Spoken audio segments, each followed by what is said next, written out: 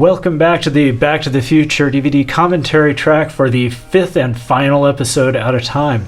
I'm Mike Stemmle, designer. I'm Dennis Lenart, director. Becky Gamin, cinematic artist. Kirsten Kennedy, associate producer. Shaun Finney, marketing media producer. Vahram Antonian, choreographer. Andy Hartzel, designer. Gray Rogers, concept artist. And here we are starting once again with Marty asleep, something I think we did about 3 times No, in this well, season. he needed to sleep. He had a very strenuous season. It's a good way to start. Yeah.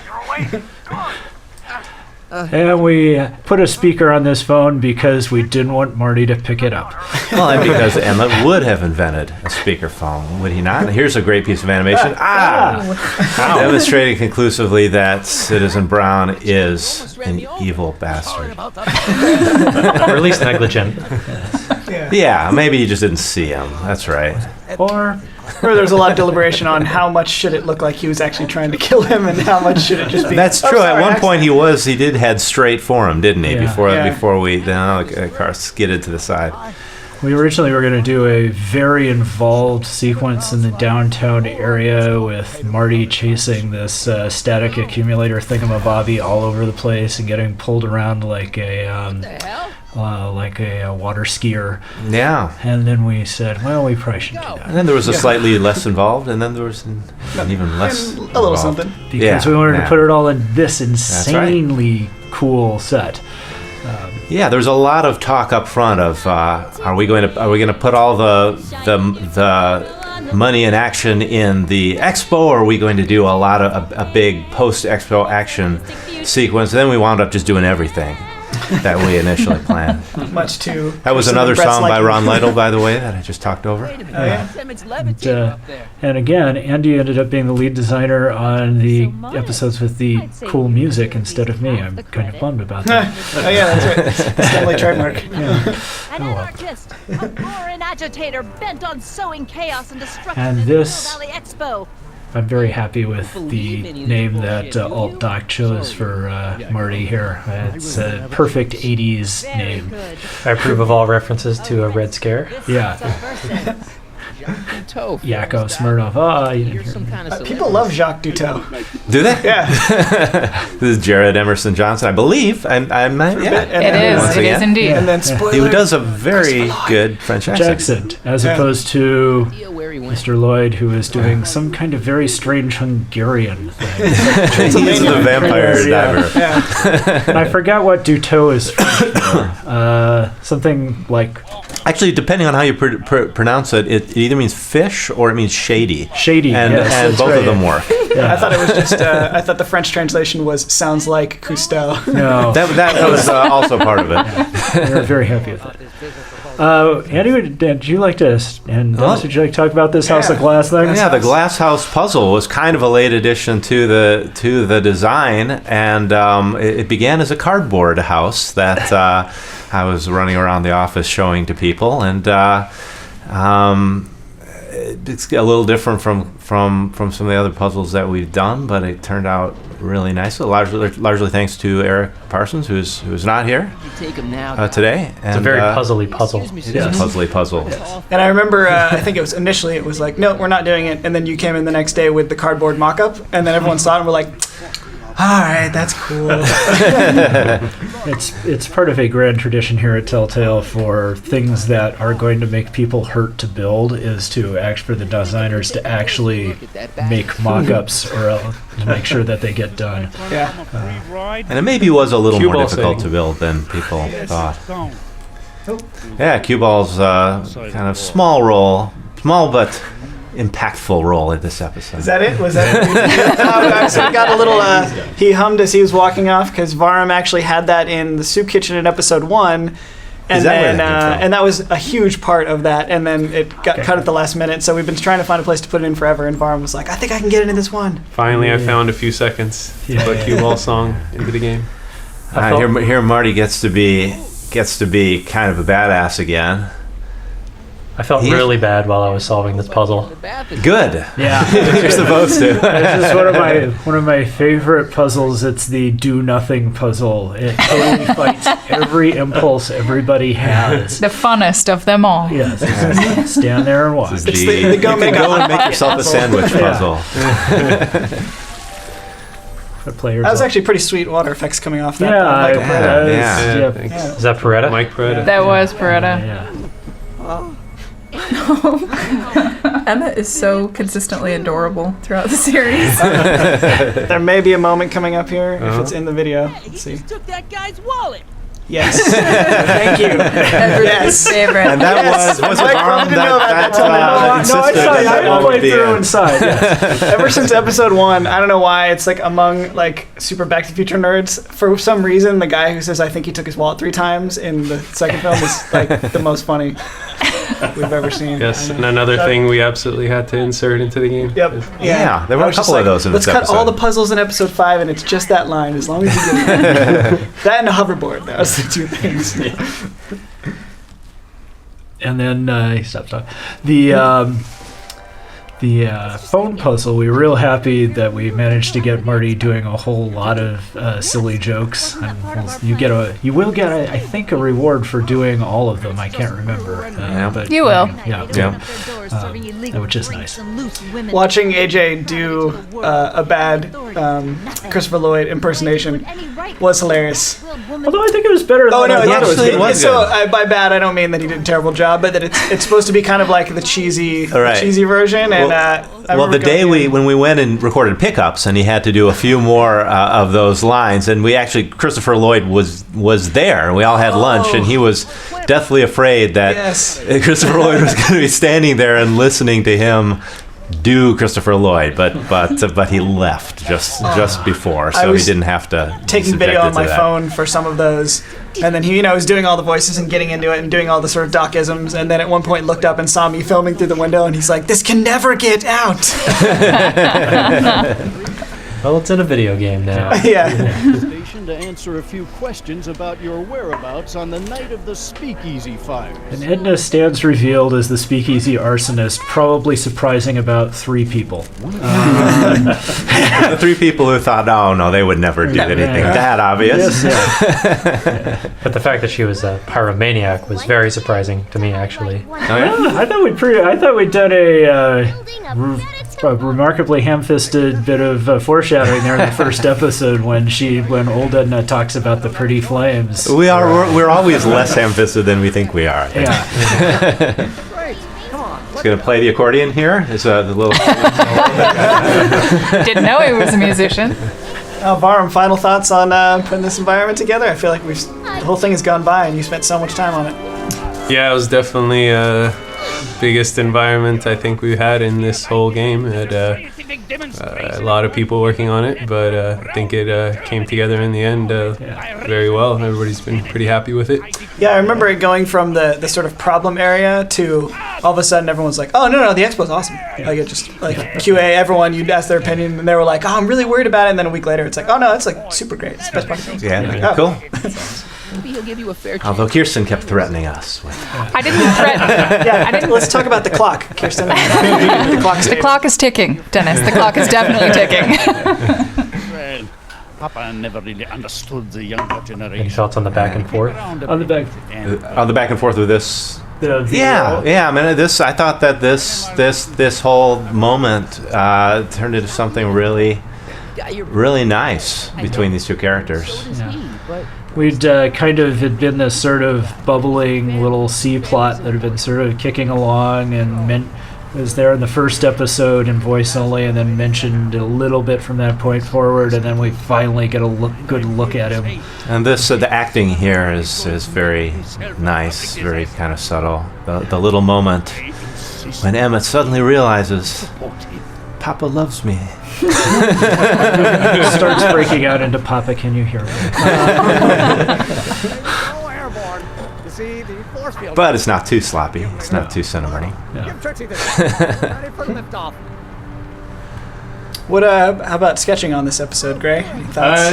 Yeah, this was actually my first assignment here at Telltale, so they kind of threw me right into the fire my very first day. They just said, "Oh, free concept artist, let's go," and Good luck. loaded me up with work, and it's Yeah, I think you jumped in and matched the style of the season incredibly well and quickly. thank you. Yeah. It's all pretty seamless. Yeah. Well, now, and is it true that your first piece of art was the baby Emmett picture I had done from? the baby Emmett photo from I believe the previous episode. But yeah, very first day. I'll be doing that. We don't waste any time. No, not at all.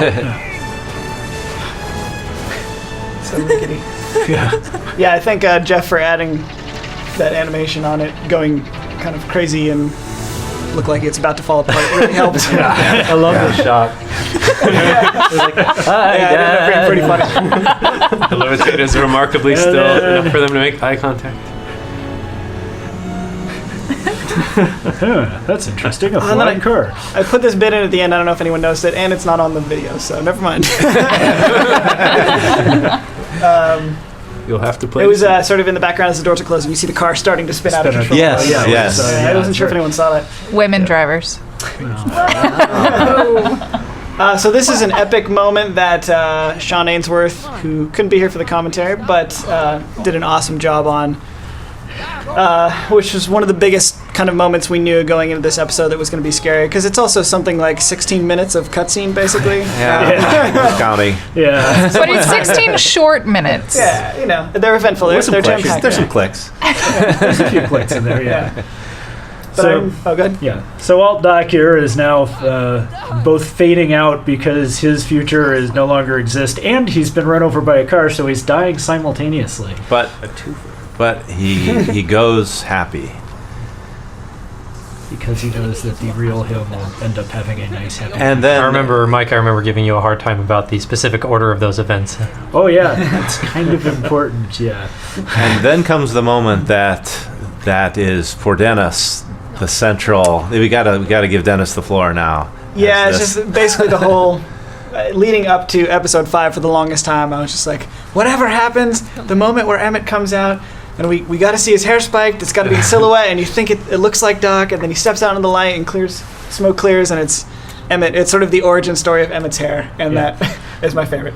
Yeah, the whole season we've kind of joked with each other that it was all about the hair. Alt Doc has virtually no hair, and it's is very tightly controlled. Young Emmett normally has pretty tight hair with little loose bits, and then Emmett, who's embraced his future, has crazy real Doc hair.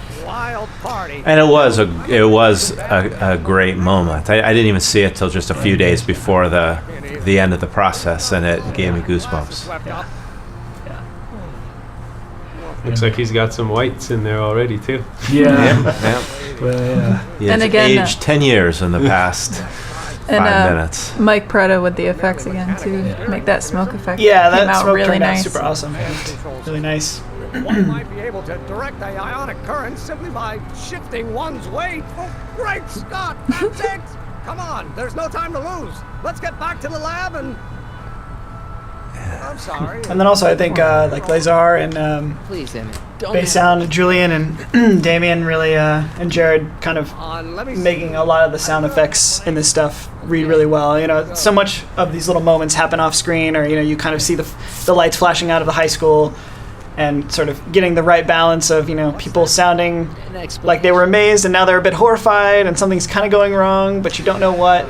Yeah, there's an awful lot going on kind of simultaneously in this scene, and keeping it all alive is a real feat. Lazar's recording us right now. Hi. Hi, Lazar. You waved. People can't hear the wave. Time would do irreparable damage to something. Just Something. say you Something. I like that line. Okay, I And promise. Marty trusting Emmett to keep a scrap of paper for 50 plus years, and not looking at it before 1955, Wait.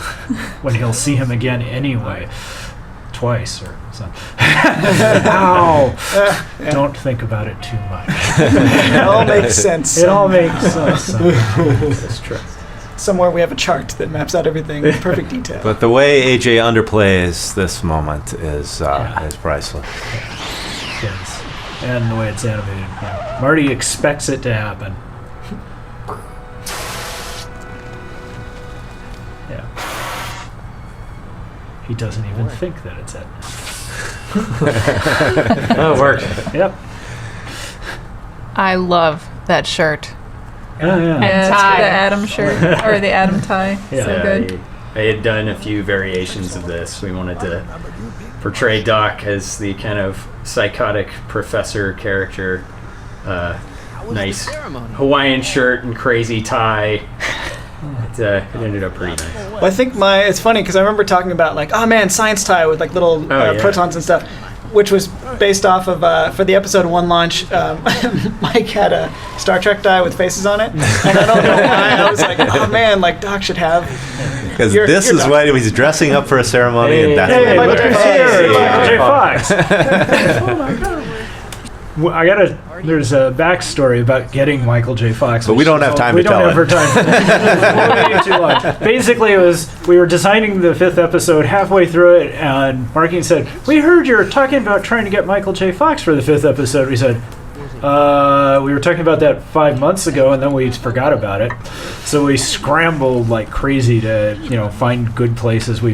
And we were writing this really complicated idea, and then I went home and my wife said, well, why don't you do this? And we said, okay, that's a lot better, and we'll just go with that. We probably would have gotten there anyway, but probably saved about a week of us running around. I remember you coming in, and like having that idea, and we were all like, oh man, that's perfect, you're a genius. And you're like, no, I can't take credit. Speaking of Officer Parker here, it is Officer Parker himself, our lawyer Mark Barbalack, who was largely responsible for our getting Michael J. Fox and going through the whole process, and awesome. Props to him. Yeah.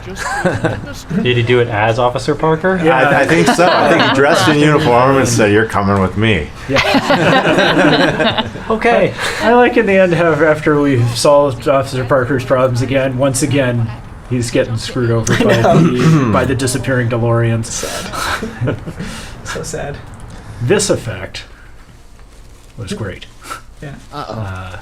This is the kind of the one we wanted, like the whole season, like every reality completely changing around you, right? Yeah. And it was the brainstorm of our composer Jared Emerson Johnson to just cut the music altogether, and that was a great feat of scoring because it worked really well. I remember him instant messaging me one day and be like, hey, so I put music in there like you said. And I don't know, man, you should watch it without music. And I was like, oh, okay. And then I did, because he was like, I did a version without music, and then we just watched it there, and I was like, oh, yeah, so much better. And as someone who's lived in the Sierra foothills for a good chunk of his life, I can attest that, that's pretty much what it looks like when there's nothing there. Juniper, is that what those things are? Yeah. And to give Michael J. Fox a little bit of props, too, he... super up for it. Like when he came into the studio, he was super good natured and had read through all the stuff we'd sent over and really liked the story. And he actually, like I was telling you guys, commented. He's like, oh man, he's like, the lines sound spot on, like Back to the Future. There's nothing I want to change. We're like, oh well, perfect. Then he came in and gave us a nice little bit of that little bit country little fried, country NorCal accent to the whole thing. Which is great for little Willie McFly all grown up. This time at least he didn't pee on Marty. So. At least not on screen. I somehow feel this is right. Yeah. No. Okay then, let's go. Sometimes you don't need words. Yeah. Well done, nod. Yeah. Kent did all that stuff. The cabin sequence. Yes. This is the love sequence. The music. Yeah, this is so good. The kind of Disneyland going into the Pirates of the Caribbean kind of thing. But even better. Yeah. I really wanted this moment as soon as we saw the carved out DeLorean that Brian Gillies built. I was like, oh man, you got to put grass throwing through the flux capacitor, and then we got to have like Doc look up at it and get sad. Yeah. And I think it ended up taking a while. I don't know why to get everything all set up, but yeah, once it did, it's cool. Brian did an awesome job on this environment. It's beautiful. Here we go. Here it is. Who does not love a crazy old lady?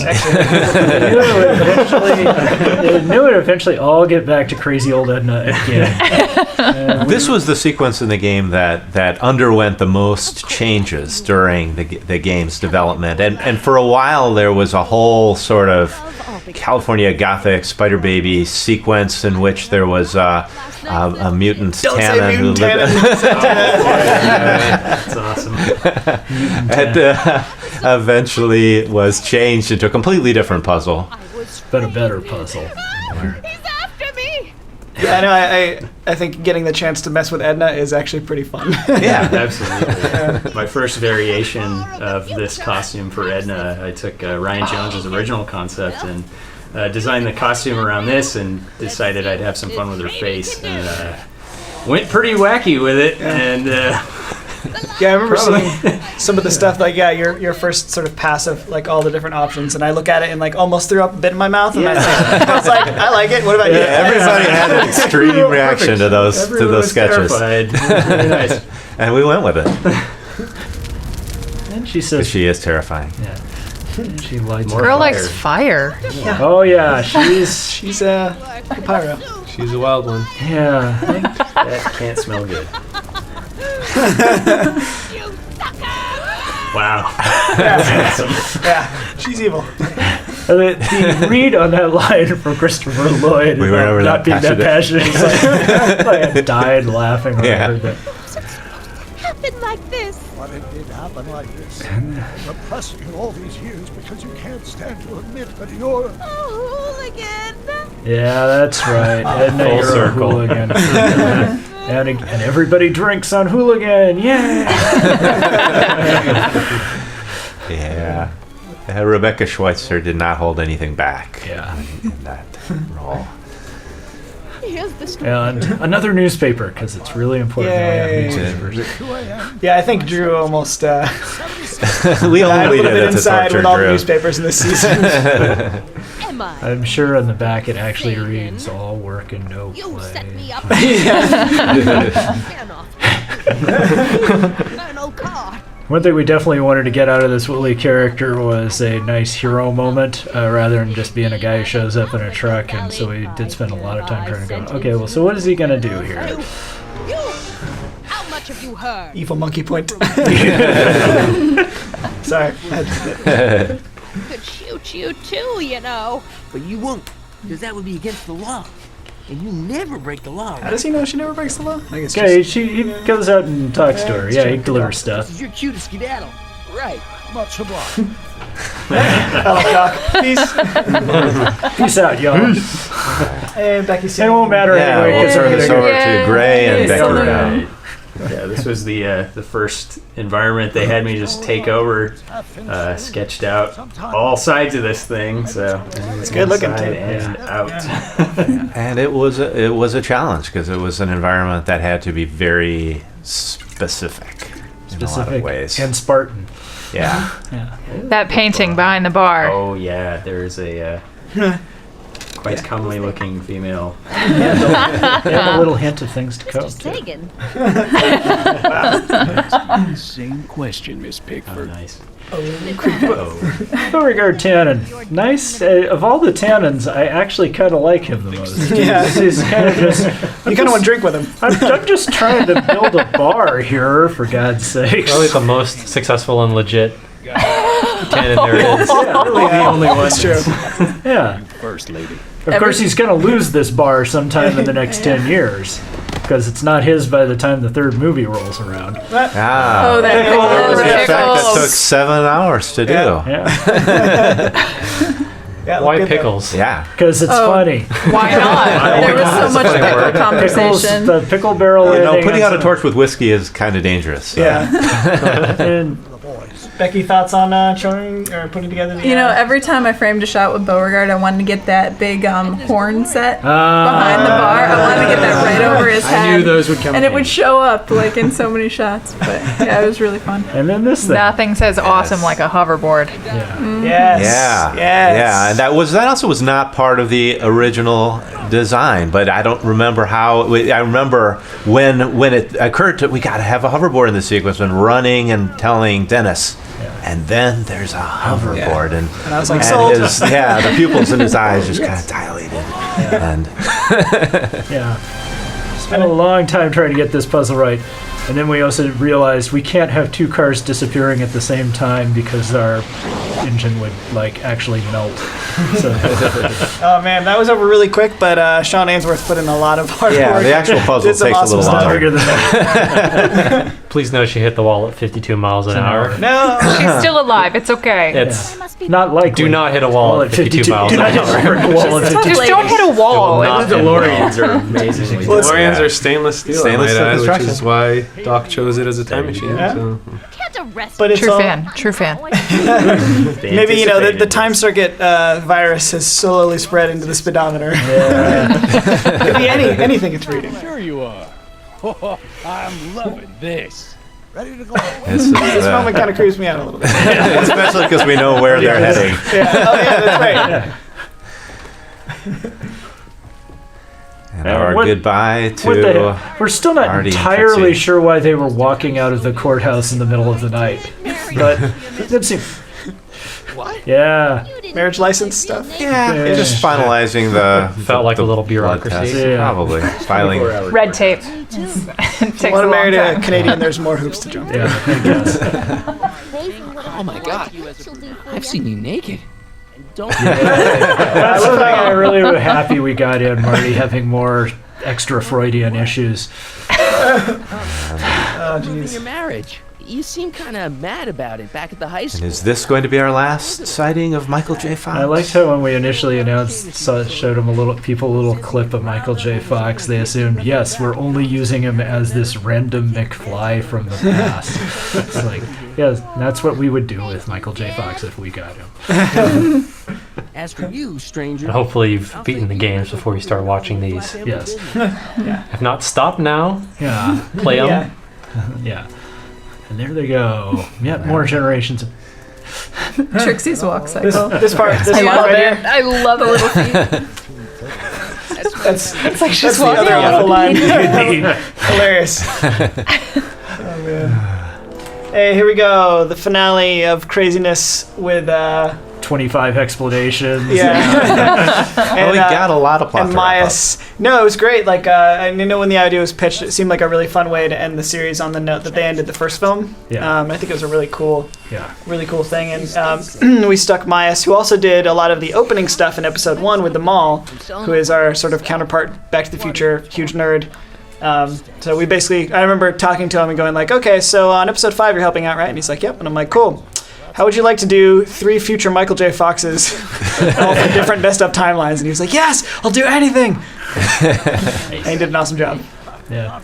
We ended up, as long as this ending was, and it's good for a wrap up of the season, we actually cut like about 4 other exchanges out of this. With 4 other characters, right?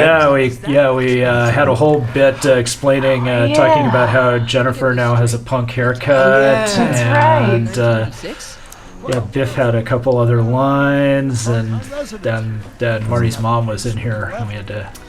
Yeah, the only thing I missed about that was I thought the idea was fun of Jen, like, you know, we sort of gave him the cool version of her in episode 3, and you're like, oh man, she's almost kind of cooler than regular the one in the Jen. movie, and then it was going to be a chance to sort of get her back to like we've sort of like improved her a bit. Gives us something to do. That in still the would have next been kind of season. sad Yeah, though, that's because true. like, she's different forever. She's basically not the same person. That would have been a little... The McFlys of Hill Valley. You guys are shrugging. I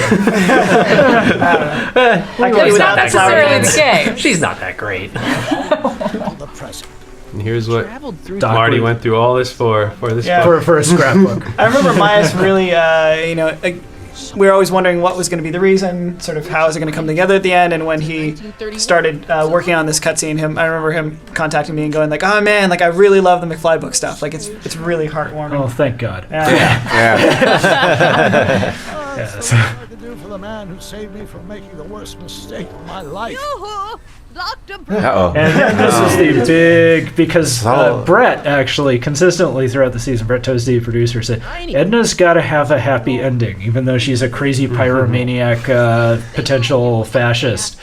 We had. He obviously reminds him of someone in his family. We don't want to go there. So we had to give her a happy ending, and there was only a few ways we could do it. And since we just figured, we'll put her together with Kid. They do sort of belong together. They sort of belong kind of together. equally ruthless. Yeah. And to cancel each It's a way other to out. further torture Biff. Yes, because the great thing is Edna now is Biff's stepmom, and in an alternate timeline, Edna turned Biff into a weird zombie guy. So that's cool. I like that. I think Biff turns out a little better because of it. Walk quietly into the lab and hope.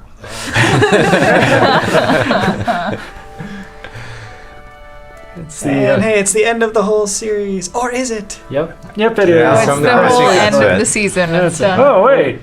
Oh, What happened? some There's cinematic another card. artist snuck something in on us.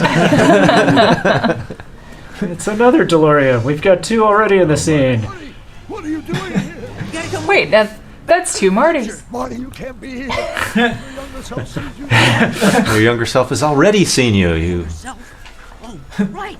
Bring him along too. This concerns all of us. What do you mean? Does something happen to us? Do we turn into assholes or something? Hey, PG language.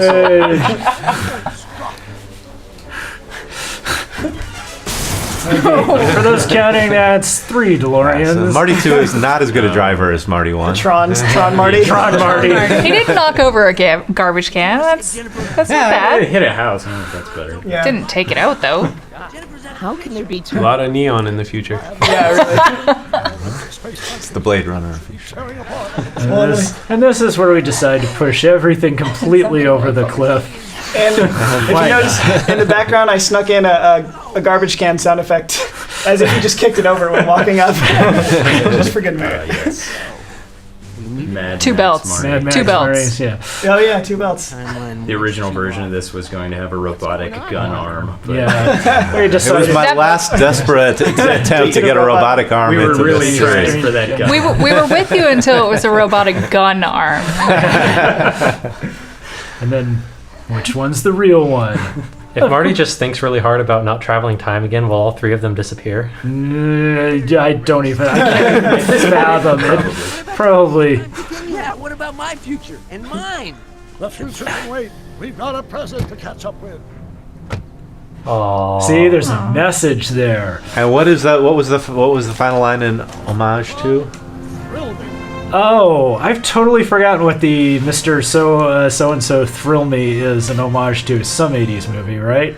I believe so. Oh, and now I can't remember. It was obscure. Okay, and and that has been the commentary for Back to the Future, Episode 5, Out of Time. Stay tuned sometime in the future. You saw the to be continued on the credits. Who knows? Maybe it will be continued someday. bye. Bye-bye. Thanks. Bye. Thanks. Thanks for watching.